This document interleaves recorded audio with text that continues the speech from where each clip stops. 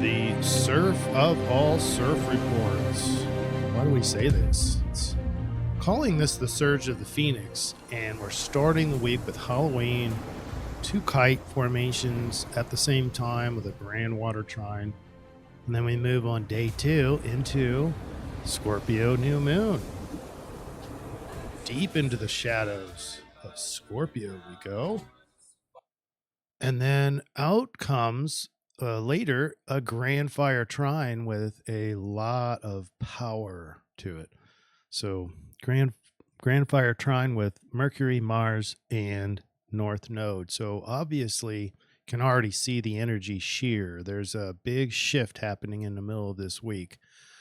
Big underworld power, transmutation, shadow work, and then Mercury goes into Sagittarius, Mars goes into Leo, and boom, we've got massive fire. All the while, all week long, you've got the Mars opposed Pluto, and that makes our first kite, by the way.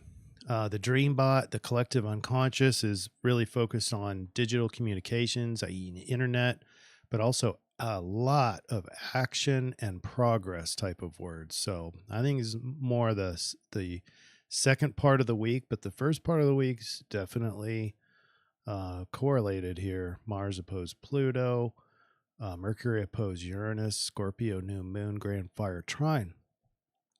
It's a direct match. It covers all that.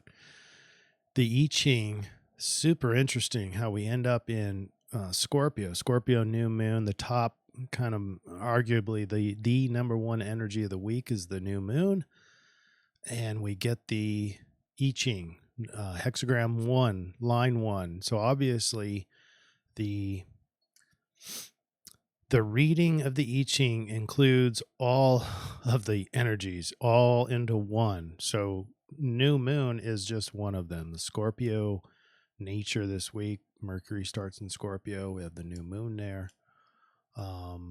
That is part of the creative. So very yang, according to the I-Ching. That speaks to the grand fire trine, perfect match. Also the Scorpio new moon, because Mars does rule Scorpio. So there is a lot of power and passion there.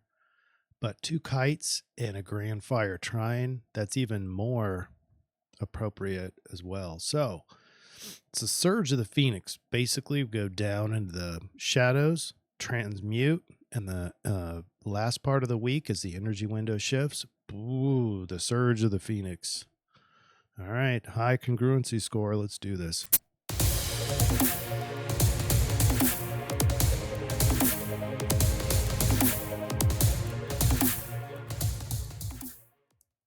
Well, I had it set up, but it shifted. So shout out to Not For Me To Say.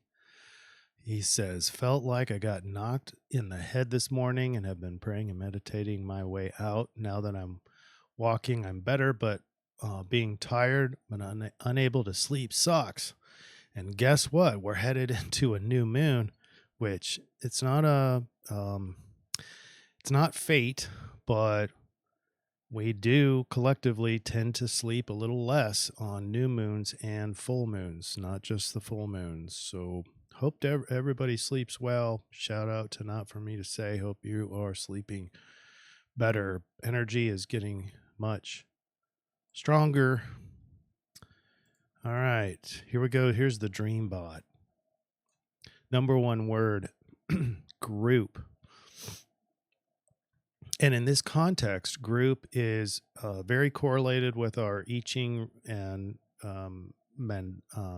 Rave Mandala readings with liaison. We're going to talk about how to handle interpersonal and group environments. So that's a correlation. But in this context, it's an important word for our internet words, private chat, comm, etc. My linguistics says private chat, comm, off. Thought that was interesting. Waiting for a period of darkness. Maybe this is it. I'm not predicting it necessarily. But then the other words are about action and progress. All of these words in the yellow. So Thought that was cool. We are here over the Scorpio new moon, this highlighted area of our eclipse cycle. And here's our energy window. It shifts in the middle of this week. We start with the collective tempest, the stormy, emotional grand water trine. And it shifts when Mercury goes into Sag, Mars goes into Leo. Boom, we have a celestial bonfire. And the cosmic awakening begins. That window is very long. It almost lasts the rest of the year into winter solstice.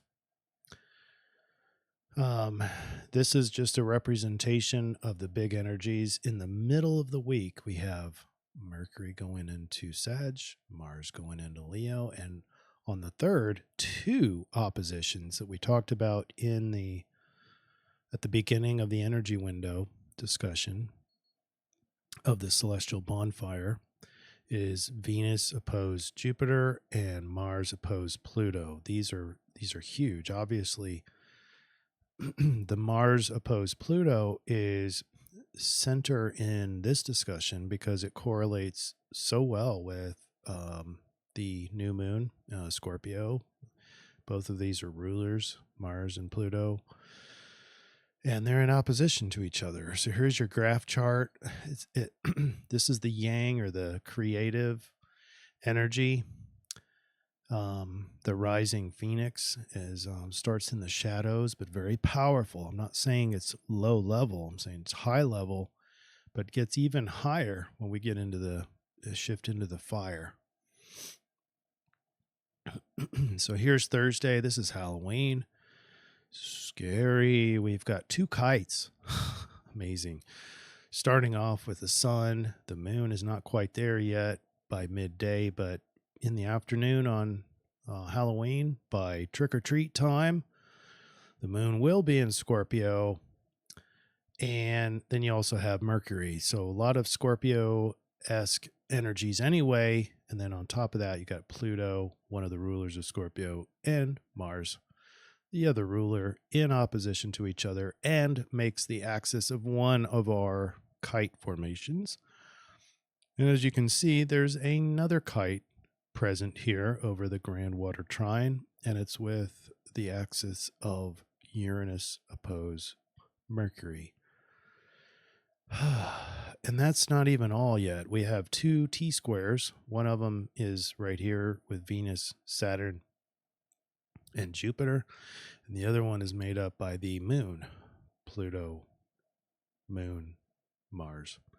Put all that together, all that being said, you get the shamanic voyager.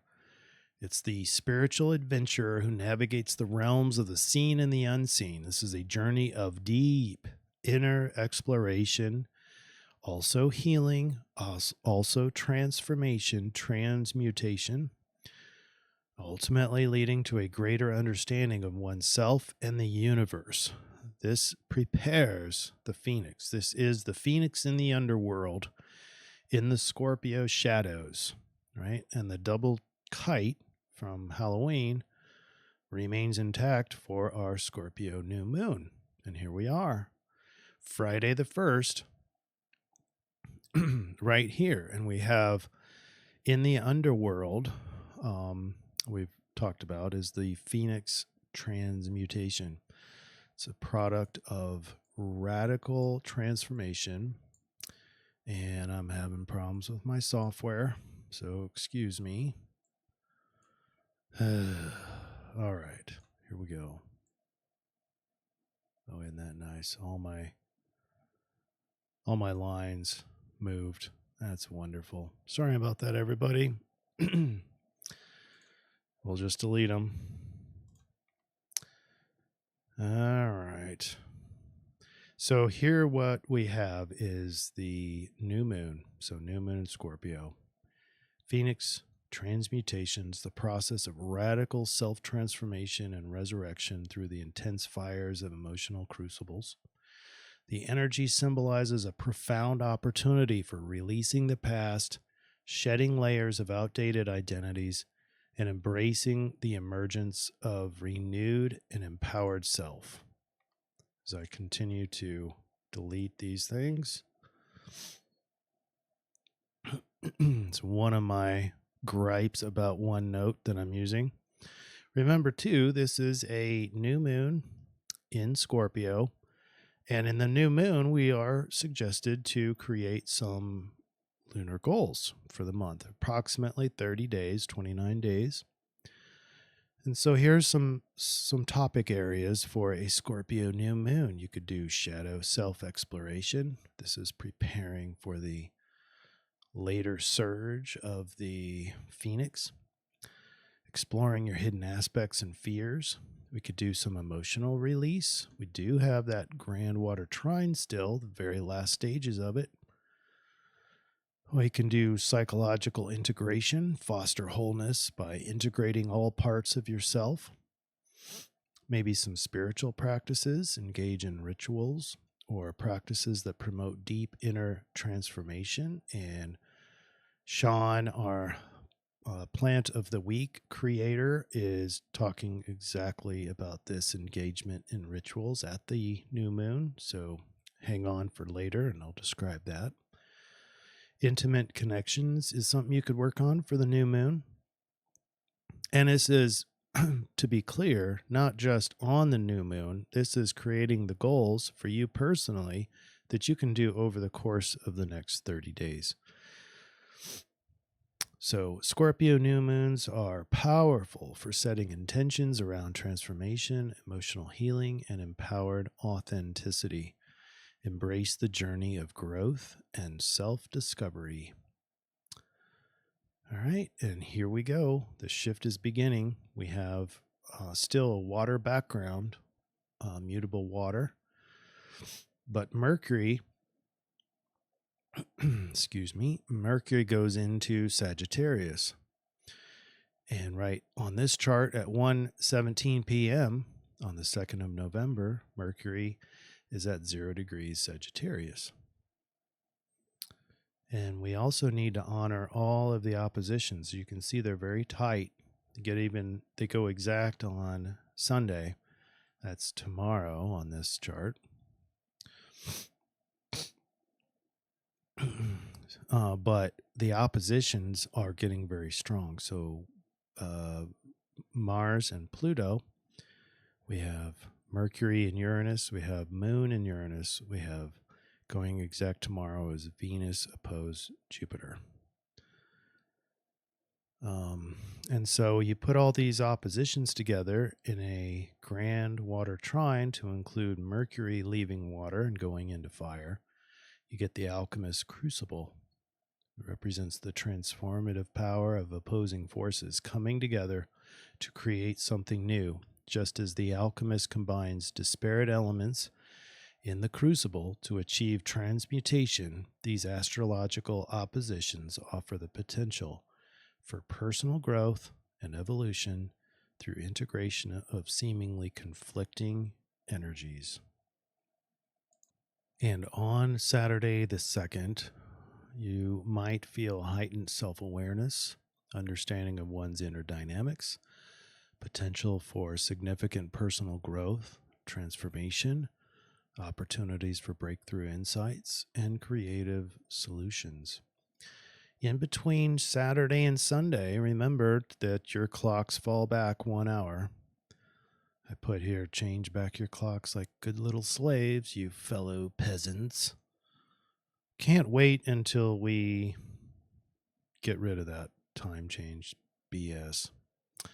But it's there, just FYI. So now my car clock will actually read right now because I never change it.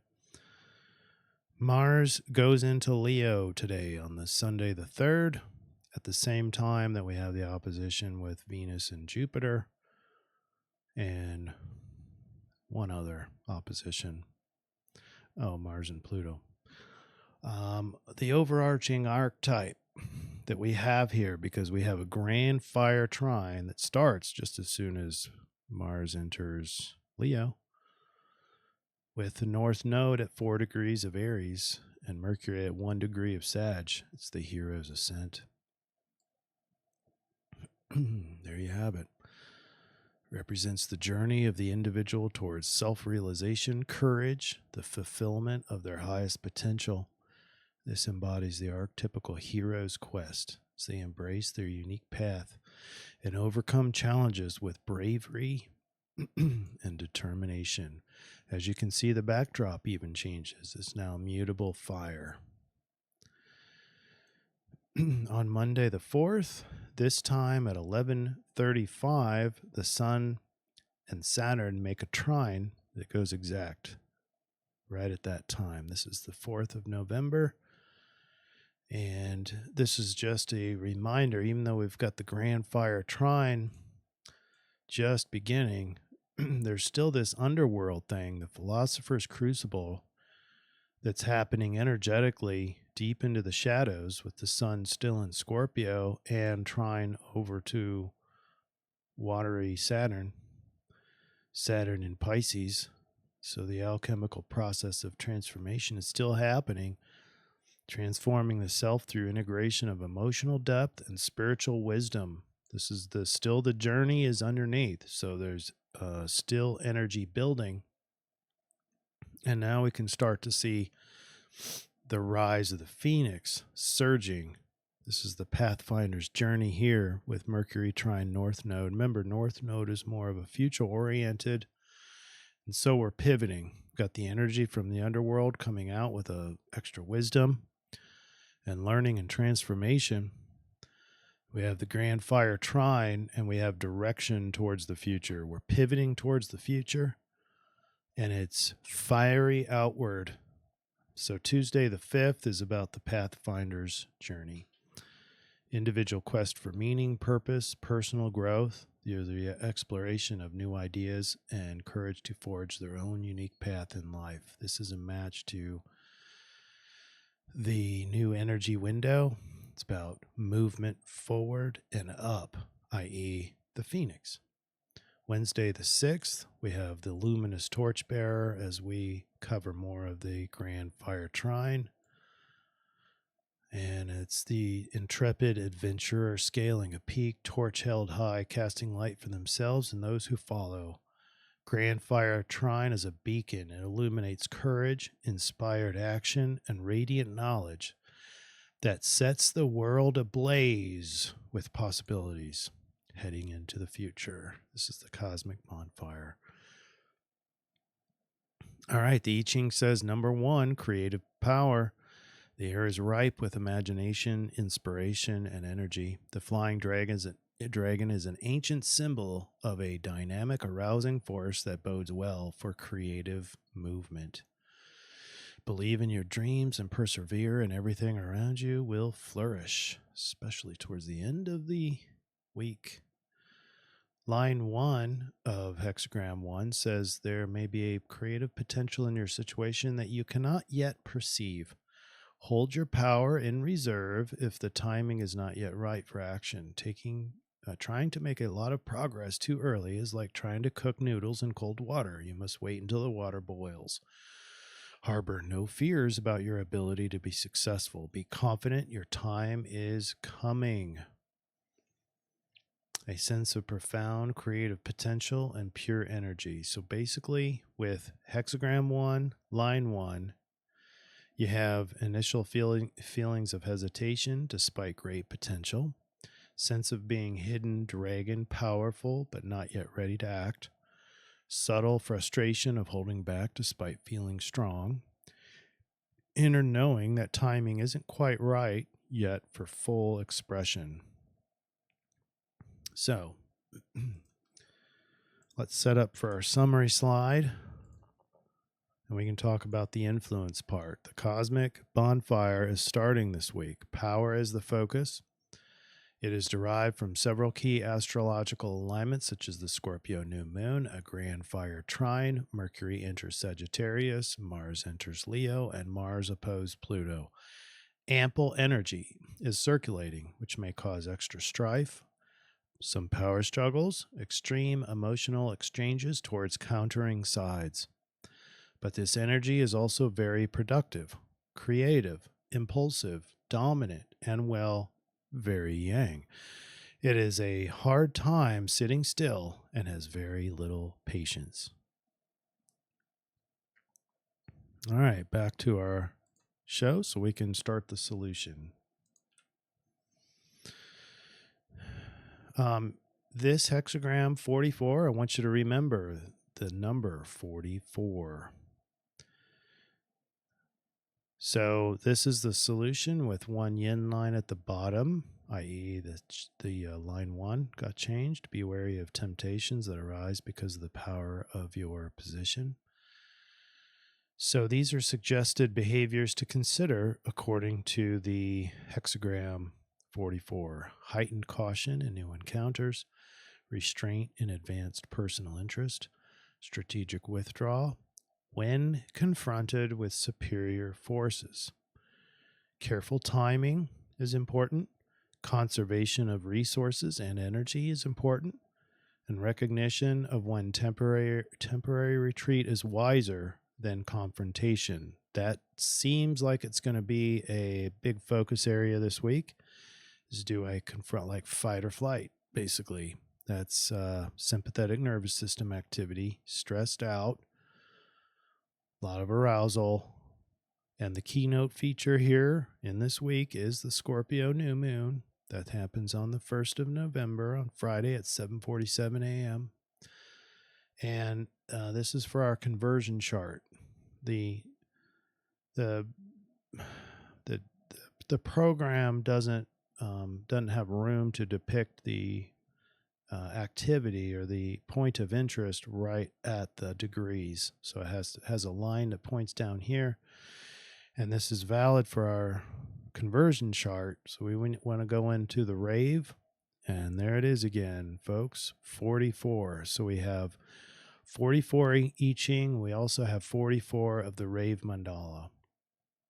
And we also have sidereal Libra for our solution. So first, 44. Does that sound familiar? So we have 2 of our solutions are hexagram 44. So probably need to pay attention to the 44.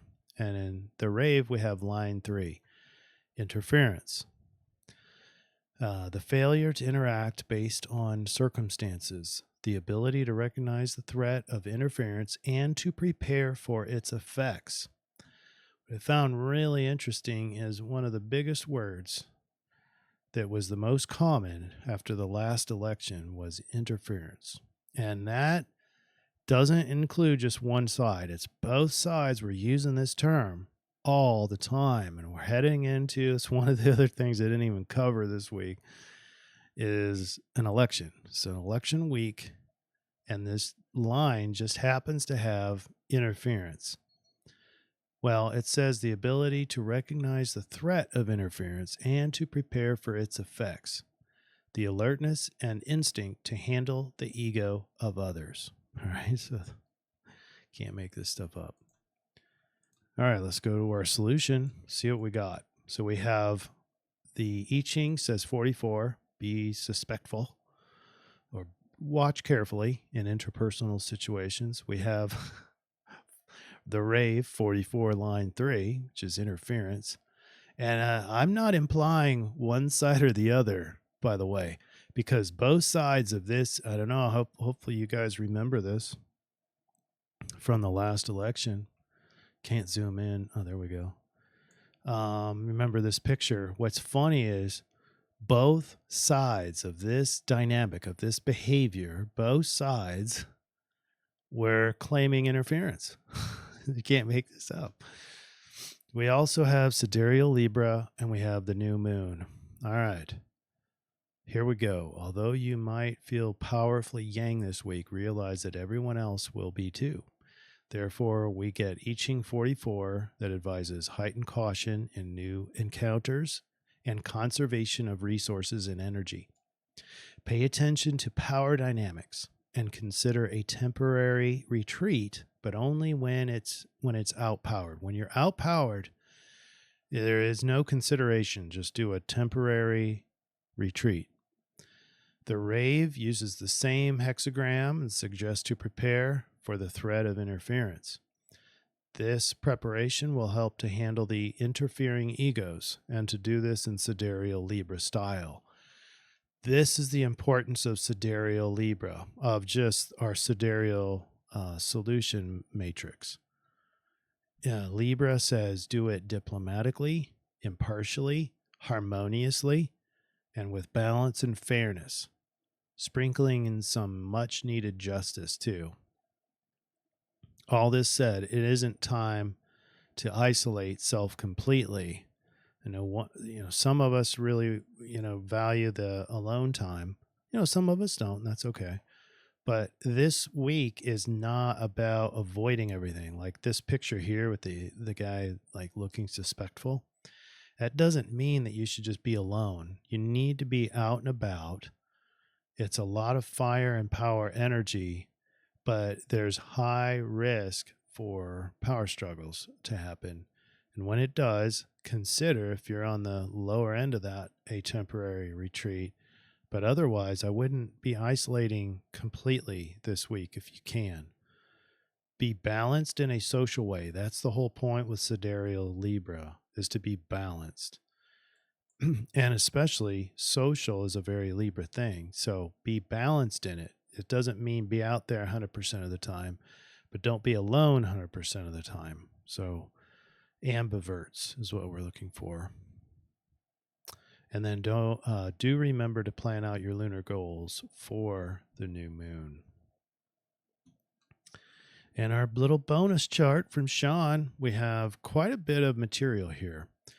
What I'm going to do is put a lot of this into the show notes for you, but you can also take a snapshot of this, a screenshot. This is the top half. And then when I scroll down, you can take the bottom half, because the bottom half, I don't have time to read all of this, but it's a really awesome ritual that I highly recommend you try at the new moon.